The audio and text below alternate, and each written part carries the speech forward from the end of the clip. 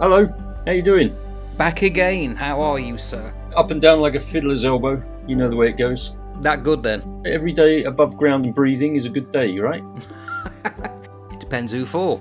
Well, yeah, I'm talking about from a personal perspective. What are we talking about today then? Well, I thought we could have a reaction to a video.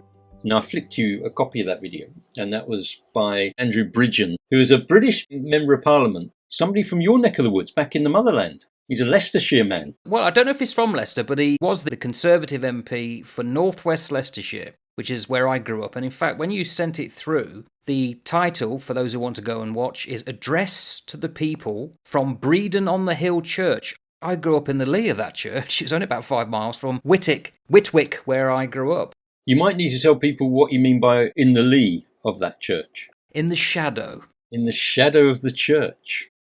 Which he does talk about, doesn't he? You obviously had to listen to what he had to say. You came back with a load of questions, which I think are really good little talking points. The video's only 5 minutes.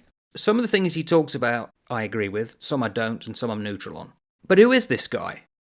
I don't know him at all, but from what I understand, he's an ex-Conservative MP who has now moved over to the Reclaim Party. So he went as an independent, basically. And the reason he left, as I understand it, and I'd be very happy to be corrected on this, is I think that he fell out of favour with the Conservative Party, probably because of his views around all things COVID, primarily, and because of his views, probably, around why we aren't doing enough to investigate the things that are going on in the world as a result of various responses to the COVID-19 pandemic.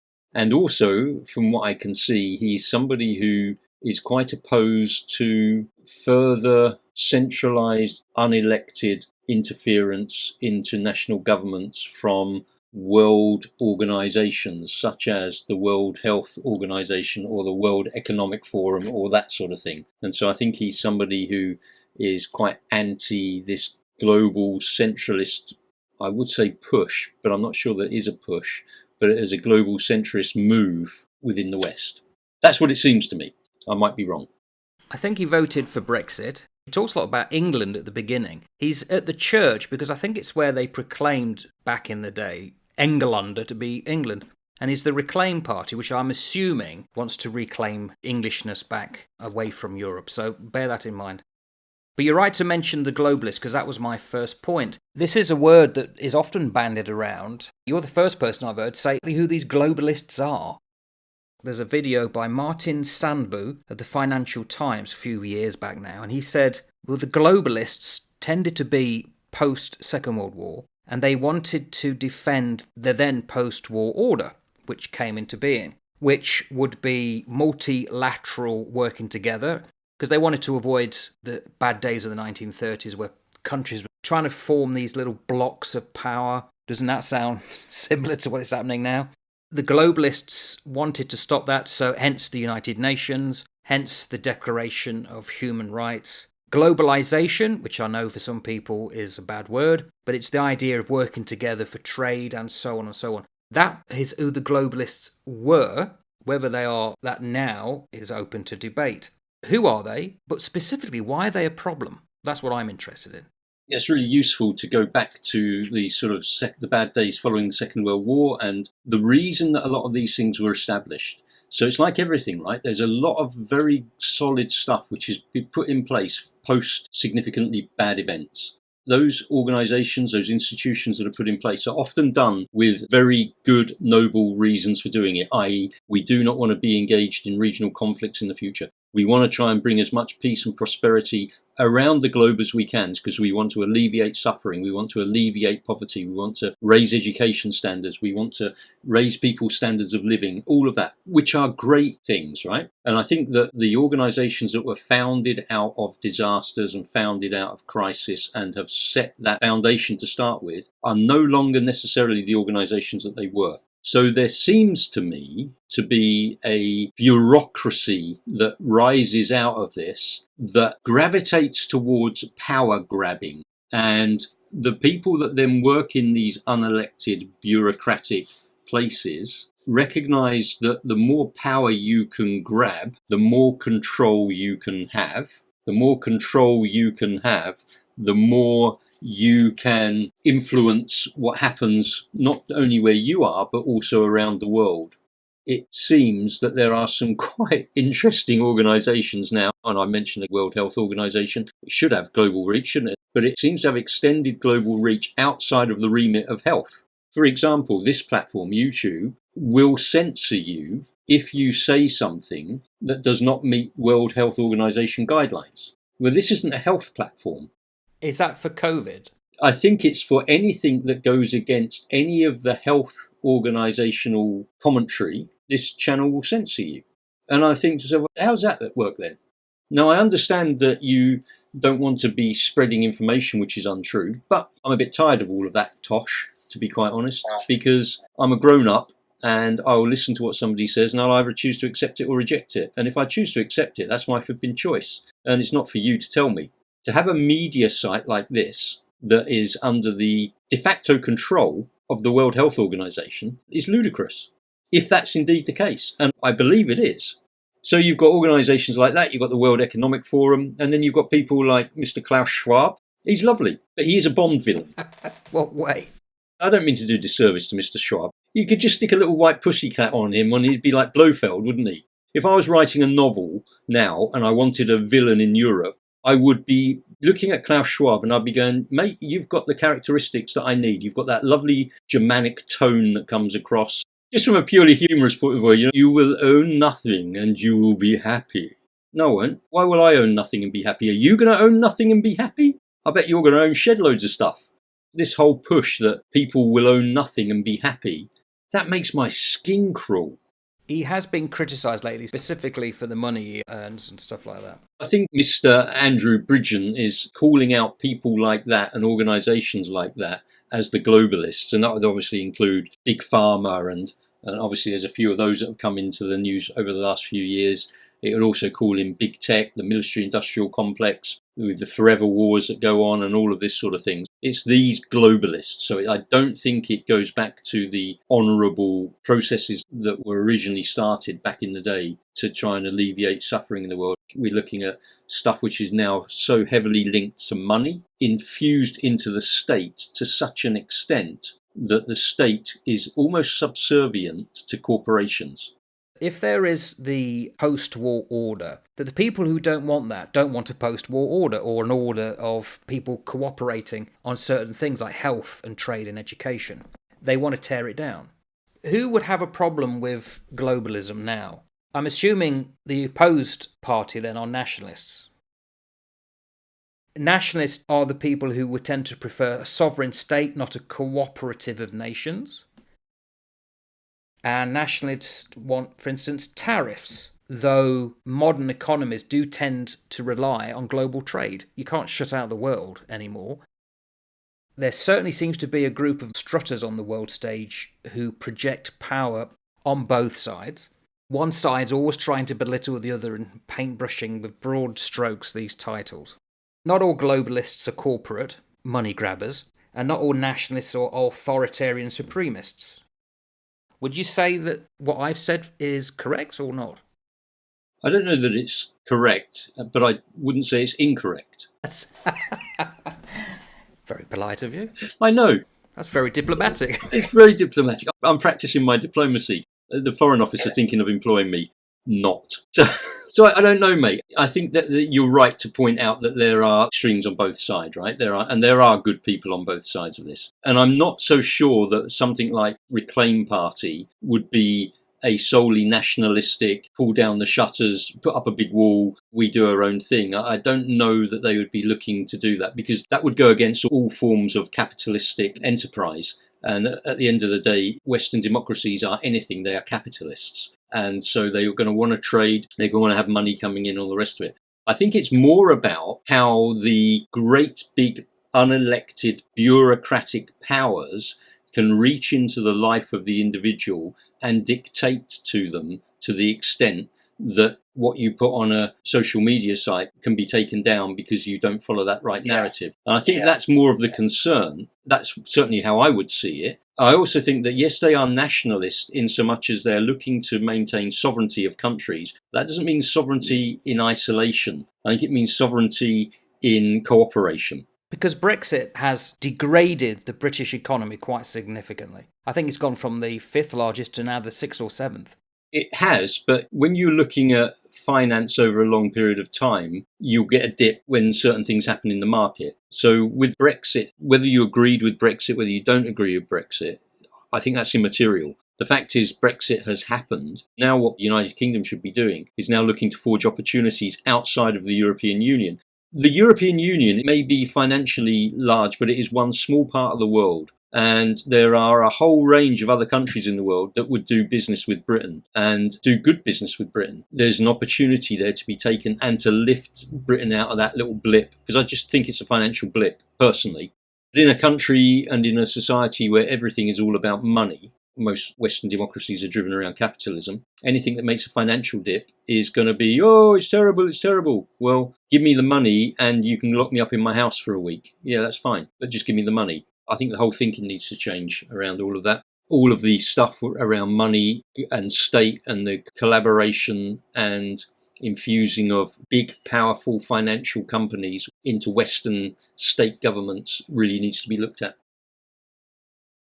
I don't agree with the term globalist. I think it's one of those brackets I find quite lazy. It's vague, it's inexact, and if I'm honest, I think it's a slur trying to agitate someone.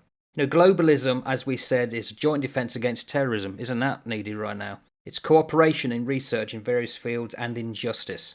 Call them what you wish, and if your view is that globalists are bad, fine, let's talk. But I think it's a dog whistle to those who want to believe it's us and them. And I think it's much more nuanced, much more multifaceted than this stark divide that people want to promote. You're right, and I think that you need to hold that in context as well. Every single political comment from every single political leader is there to grab somebody's attention and to polarise somebody against something else. And what there is a lack of is good conversation, real, what I would call statesmanship. It is all about soundbite. It's all about dog whistling. There is so much nuance in so much stuff that's going on in the world at the moment. You could pick up the crisis in Russia, Ukraine. You could pick up the stuff that's going on with Israel, Palestine, and there will be dog whistling on both sides. But within that point of the whistle and that point of the whistle, there is a whole range of stuff that is really nuanced. And there's a lot that you need to try and understand that sits within those 2 points. Yes, you can hear a clarion call as globalists and think, oh, this is not the way it should be. Or you can go, okay, well, ask the question. He's using that term. What does it mean? What does it mean for him? What's he trying to do? Why is he trying to do that? One of the terms I've heard bandied around recently, which is really interesting, because I haven't actually heard this term outside of work that I used to do many, many years ago, running sources and running informants and things like that. And that was this concept of subsidiarity, bringing decision-making down to the local level. You're removing the decision-making from centralised bureaucratic powers, and you're allowing decision-making to be made at the point it needs to be made at, which to me has always been the real practical, common sense way of implementing operational, tactical decisions. You've got to make it down there. It's got to be done at the local, regional level. It's a move away from centralised corporate global control. So what you do is you have authorities which are signed up to say that you can go and do a particular job, but then how you execute that job is down to you. So you have the authority to do the job, to exercise a search warrant, but how you exercise that search warrant is very much down to you. There's not a centralised control saying, right, you will only do it like this, like this, like this, like this, like this. And you get to the scene and you find, well, I can't do it like any of those, therefore I can't do it. The level of decision making at the sharp end is no longer there. I can see both sides. I can also see if you said that you will treat people with a certain respect, but then in far-flung distant corners of wherever, they may not, because, well, we need to do it this way. You cut your cloth according to the shape, and there are different ways of doing things depending on the area that you're in. Sometimes you have to be really hard with people. There are some times where you can be really gentle with people. And it all depends on where you are, what you're doing and how you're doing it. But the decision to do that is devolved so that you can effectively deal with what you need to deal with, but you do it under the authority of a bigger banner. But would there be a mechanism to keep an eye on possible corruption of that ideal? Yeah, of course. Because there's always checks and balances that come into play. you would have a complaints process. So if you were to say, well, you were given authority to execute a search warrant, and in fact what you ended up doing was sticking some forbidden dynamite under the front door and blowing the front door off when you didn't need to do that, sort of like the old Michael Caine, only supposed to blow the bloody doors off. There's balance. But this is where you've got to trust people. And this is one of the worst things that I've seen come out of government over the last 10 years, 6 years particularly in New Zealand, is the lack of trust in people who are engaged outside of the centre. And so what you get is a bureaucratic inertia. You get a clog in the system because nobody in the centre will make a decision, because making a decision will have a potentially politically risky influence on them. And so they won't decide. And so therefore what you end up with is a self-licking ice cream of forever doing nothing. I like that. You employ people to make a decision. You employ people to take responsibility, devolve that power to them, allow them to do it. Another thing that Bridgen talks about, untested medicines. I'm assuming he's talking about COVID.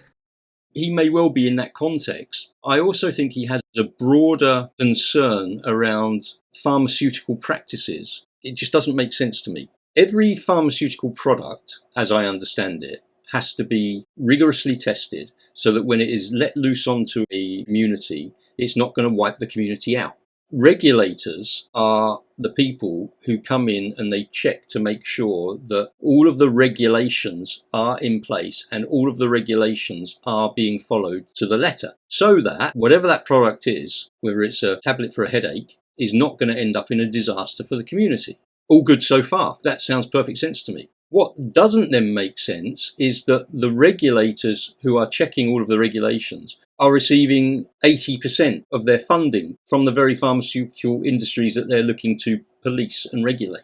Now that seems to me like a very big conflict of interest, a little bit odd. Pharma themselves, with litigation, if they put out a product that is proven to be harmful, think of thalidomide. A lot of the research on these products takes years. COVID came along and they just took something already in the works from previous SARS cases and developed it. They lost the narrative with some people in society who began to distrust what was being given. So you've got this whole industry that is lined up behind doctors and governments, and yet that was a layer, a big percentage suddenly started to see this as an inimical problem. It was more than untested, it was taking away our freedoms. The logic seemed to be, don't trust Big Pharma, don't trust alternate mumbo-jumbo, don't trust anyone. And I ask why? Why did that become a thing? I think because this, what we are doing, was closed. Conversation was shut down. Was it? Absolutely. You were not allowed to ask the questions about certain things.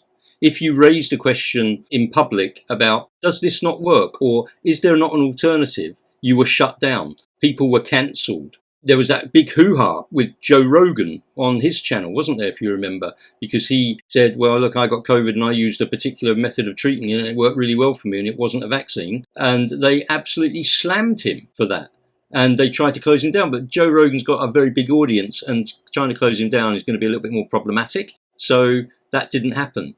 What was closed down was dialogue.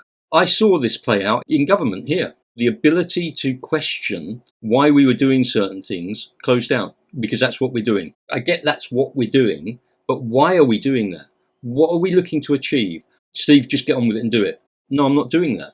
Just because you tell me to do something, and then when I ask you the question, you've got no reasonable, rational explanation, and you will not engage in dialogue with me, that moves you from somebody I can actually trust to somebody who is now being authoritarian with me, and I am not prepared for you to be authoritarian with me, and so therefore I will now dissent. Now I saw that played out with my wife, and I saw that played out in my family, and I saw that played out all over the place.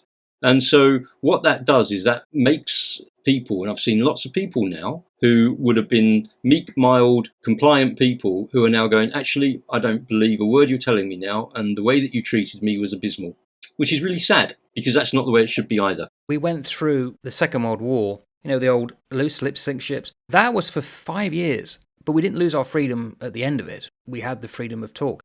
I watched this video recently, and I've got nothing against Jordan Peterson. Don't get me wrong here. This is a video that someone put up. and said that Jordan Peterson came to international recognition through a bill that was going through about the use of certain terms. He was against it. And someone said, but has that taken away the freedoms of speech in Canada? Has it disappeared? No. And if you actually read the bill, it's already talking about stuff that was already in existence. It meant you could not go against somebody who wanted to say they're transgender and sack them. So like in the past, somebody came out as gay and suddenly they were kicked out of the building. My point being, people say things, probably us, but it doesn't necessarily mean it comes into reality. I remember going through COVID and people complaining about having to wear a mask. It's their choice. But then I was thinking back to the 1970s where people didn't want to wear a seatbelt. Around the world, certainly the English-speaking world and the countries I've been to, everyone wears a seatbelt. No one thinks their freedom's been taken away. So what was the problem with masks? It wasn't that they objected to masks. I think it was they objected to universally being told they had to wear masks. And that's a different argument. I think the argument's actually a little bit more nuanced than that. I think it was a Cochrane report, showed the efficacy of wearing a mask was insignificant by comparison to general hygiene. And so therefore, why are you forcing us to wear them? Seatbelts, on the other hand, in an accident, do a flipping great deal for you. And so therefore, I can totally understand why you would be forced to wear them, because they not only save you, but they save strain on emergency services as well, and obviously your long-term future.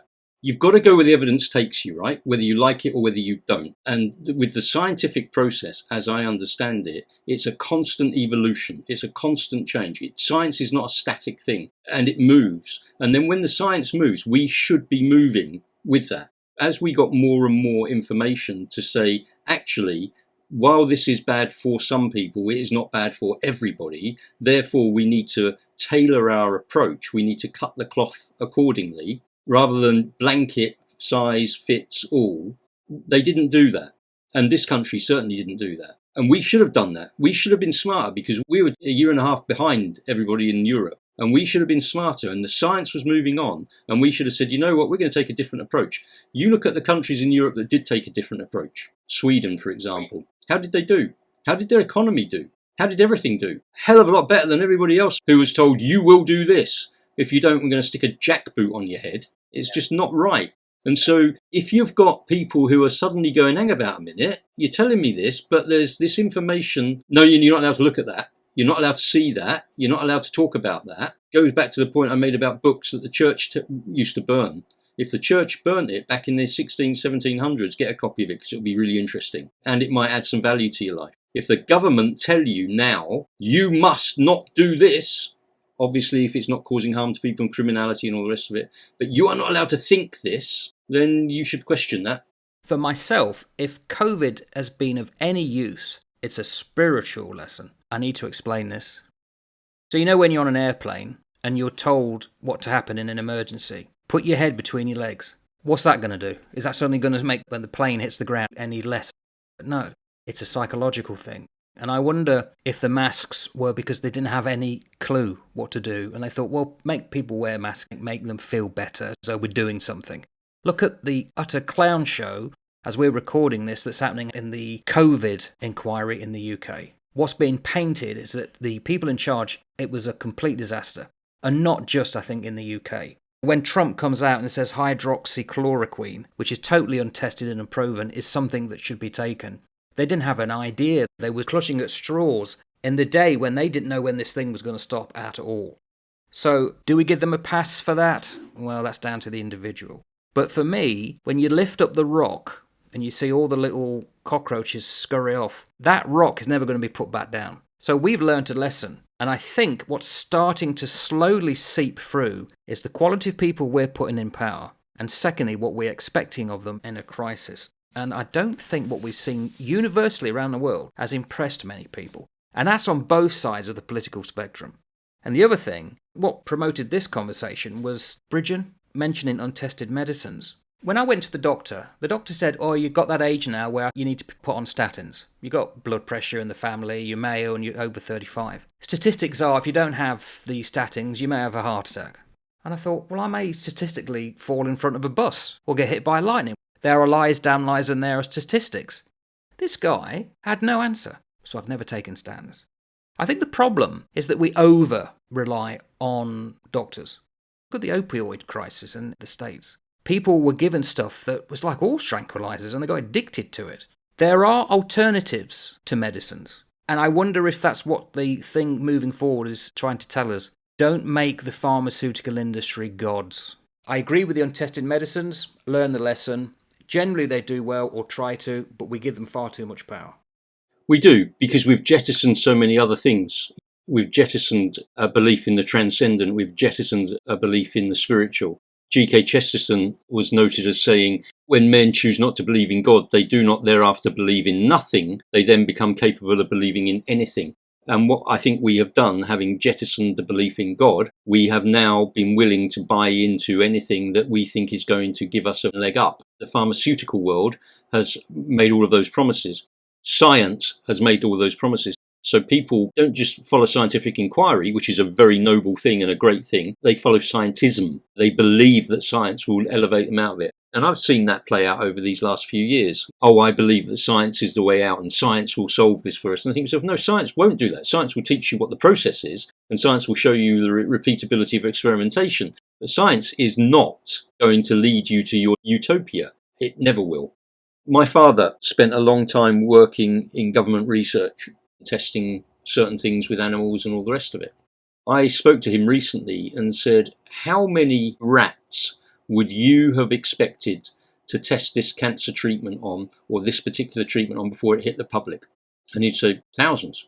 I said, so if I was to tell you that a certain medical product has only been tested on less than 50 rats, what would you say?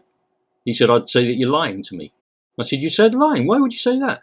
He said, because nobody would release a product that had only been tested on less than 50 rats. And I said, okay, really interesting. And I said, well, here's the report. What do you think? And he went, this is a disaster. He said, if this is true, he said, the people that did that should be hung up.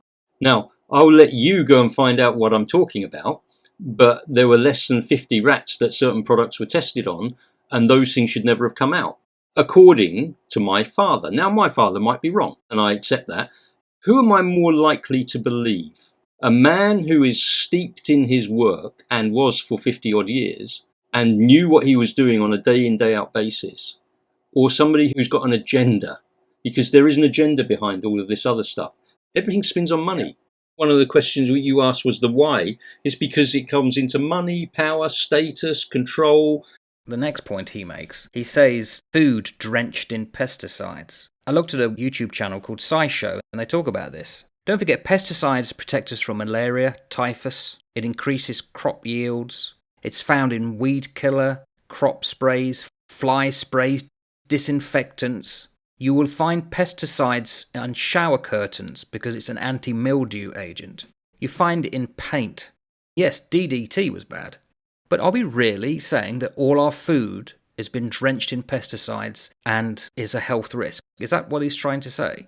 He probably is. Like you've said, these are very broad statements which have nuance. Of course, there are some benefits to pesticides. Of course there are. But we also shouldn't be blind to the effect of pesticides, not only on our health, but on the environment itself.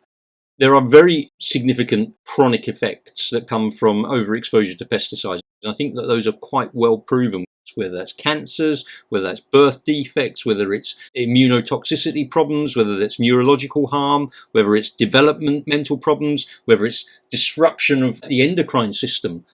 There are definite issues around chemicals and all of that sort of thing. That's where you now need to get into the balanced conversation. All pesticides are wrong. All pesticides will kill you. Let's try and work this out and find out what pesticides are wrong and what pesticides will kill you. And let's try and find some central ground here where we can say too much of that pesticide will be very bad for you. But in that dose, it's like aspirin or paracetamol. You take a packet of paracetamol, you're going to knacker your liver very quickly. You take one or two in the right dose, you're going to get rid of your headache. Everything's got to be balanced. I do think that there are massive problems with pesticides, but there are also benefits to pesticides. We should be stewarding creation around us in a way which enhances the creation and doesn't harm it.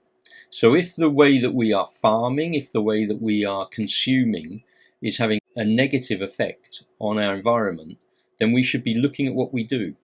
We're here as guardians. We don't own this place. We may own a plot of land, but the reality is we don't own anything. What we should be doing is look at the best possible ways. Does that mean you ditch all pesticides? I would say that you don't do that. But what I would say is you are honest about the effects of pesticides, and then you are honest about well, here's the pros, here's the cons. The cons are long-term exposure to this will give you Parkinson's disease. That's the con. The pro is you're going to end up with great wine quickly. Well, where's the balance? Everything is nuanced. You've got to be able to have conversations. You've got to be able to talk. And the reason that you can't talk about them is because the pro camp, whatever that pro camp is, will come in and go, hang about, mate. We'll give you $100 million or we'll give you $200 million if you just push this through. You haven't got to look very far to see what companies over the years have been significantly penalised for the poor behaviours of their product over many years. You can find that quite openly without me having to tell you. We also need to move away from, which COVID did bring to the fore, was how the search for a cure became a nationalist thing. We don't want foreign cures, we want our own. And the belittling of endeavours around the world, which globalism wants to work together. That's what the whole point of the World Health Organization is about, cooperation. And yet it became, don't go down that route, we don't want them, we want this, we want ours. And I thought that was ridiculous. Work together. If this is a thing that's affecting all nations, you don't suddenly think that a cure that could be found in another country that could be the best cure, you're not going to want to have it because it's foreign. And that's very childish. It is. It's like not allowing foreign cars into your country if they're not made by you. Exactly. Everything is about ensuring that people can have a voice. If you give people a voice and let them be heard, then you're going to resolve so much of this in the first place. We must do an episode on this, Steve. We live where we can communicate around the world better than we've ever done in the past. We can say things that, okay, may upset YouTube, but generally we can say things on this, what we're using now, and we could not have done that when we was in the Navy, we couldn't have done it 40 years ago. And yet people believe they've got no freedom of speech. People believe that they cannot express honestly and openly what they genuinely believe. If freedom of speech is the ability to express openly and honestly what you genuinely believe, then I would say you no longer have that right. Everybody that I have worked with over recent years, when you sit in large meetings led by centralised government officials and you listen to what's being said, and then I would turn to certain members of my team and I'd say, do you believe that? You could see the mechanics going in their head. I can't say what I believe, because if I say what I believe, I'm going to be wrong. And if I'm wrong, I'm now going to be looked upon as a pariah, or I'm going to be looked on as an extremist, or I'm going to be looked on as somebody who's a whack job. So I think that freedom of speech has been closed down because people are frightened to say what they genuinely believe. Now, whether their belief is genuine is a different matter, but the fact that they genuinely believe it is something that they should be able to say. So I should be able to sit with you in a room and I should be able to say, Mark, I believe that this desk is black. And I genuinely believe it's black. And you could be sat here looking at me going, you're a clown, mate. Your desk is not black. It's wooden and it's got some different colours in it. And I go, no, it's all black. This is what I genuinely believe. Now, your job then is to either walk away and go, the guy's a total Fruit Loop and I don't want to speak to him anymore. Or you could engage with me and you go, so why do you think that? Explain it to me and actually have some dialogue, because then what you can do is you can find out, so that's why they think that. That's why he thinks his desk is black. You can actually work something else out. You can work out why I believe something. The job then is to say, really interesting that you believe that. Have you ever thought about this? Oh, no, I've never thought about that. Mark, thank you for opening my eyes to different colours of the spectrum. Freedom of speech has been closed down. What's really interesting around freedom of speech is the way that freedom of speech is being regulated in social media spaces. The UK have just the online safety bill. You see, everything's done under this guise of safety, which fascinates me. Safe from what? Sticks and stones will break my bones, but words will never hurt me. Say what you flipping want. I don't care. That poem, Dear White Fella, came to my forefront. We don't know who wrote this, but it certainly was written in the age of slavery in the States. Dear white fella, couple things you ought to know. Firstly, when I born, I'm black. When I grow up, I black. When I get sick, I black. When I go out in the sun, I black. When I'm cold, I black. And when I get scared, I'm black. And when I die, I'm still black. But you, white fella, when you born, you're pink. When you grow up, you're white. When you get sick, you're green. When you go out in the sun, you're red. When you get cold, you're blue. When you get scared, you're yellow.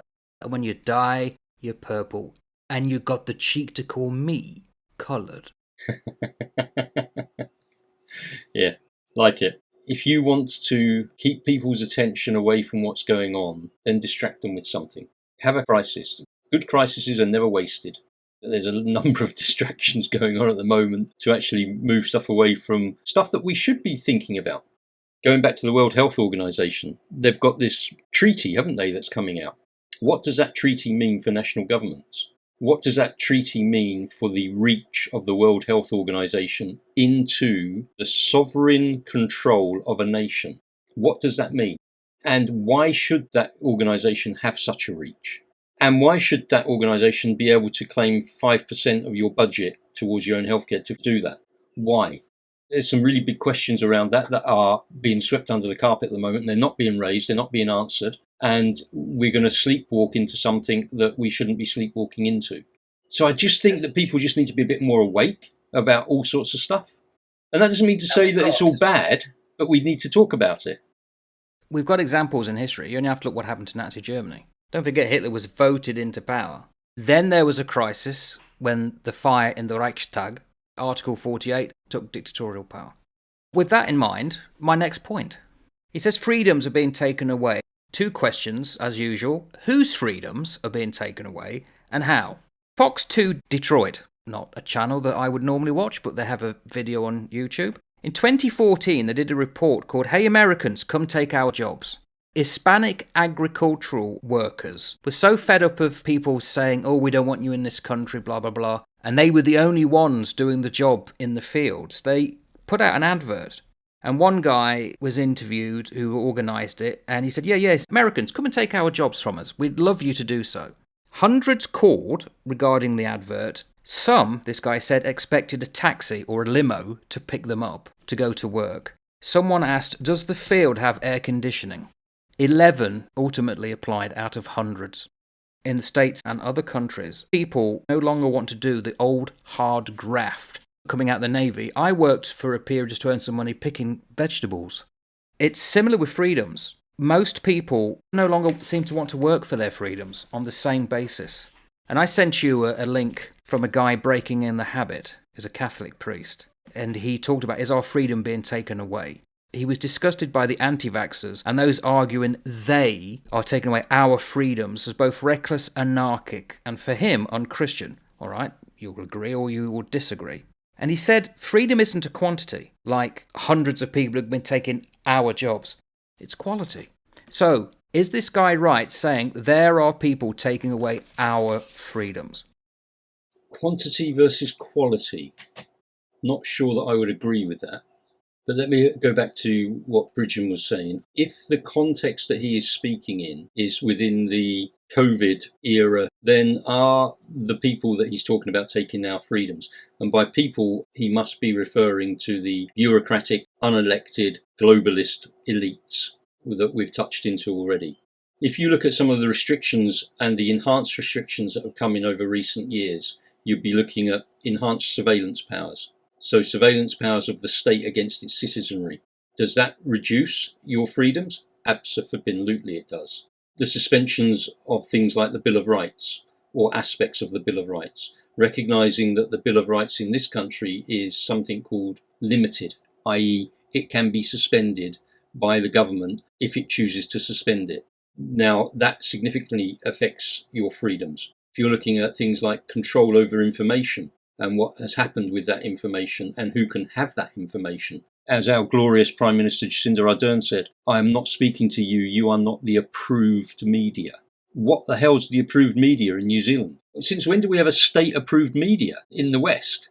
In North Korea, state-approved media, get that, understand it. Communist China, state-approved media, understand it. But when she refused to speak to independent reporters because they were not the approved media, well, that's control over information. Then when you look at things like elections in democracies that were delayed or stopped, well, that's restrictions on your freedom. Now, were there good cause for some of those things to take place at a certain time? Yes, I would say that there were. enhanced surveillance, suspension of certain aspects of rights, control over information, delaying elections, mass gatherings, etc., etc. There would have been times when we can't do that today. But the spread of this and the stretch of this and the reach of this, because once government get hold of a power over its populace, it doesn't let go of it. They won't wind it back. Looking towards the right side of the political spectrum, although the right would say look to the far left. There's an irony I've never got my head round. The right say we don't want enhanced surveillance or people looking at us.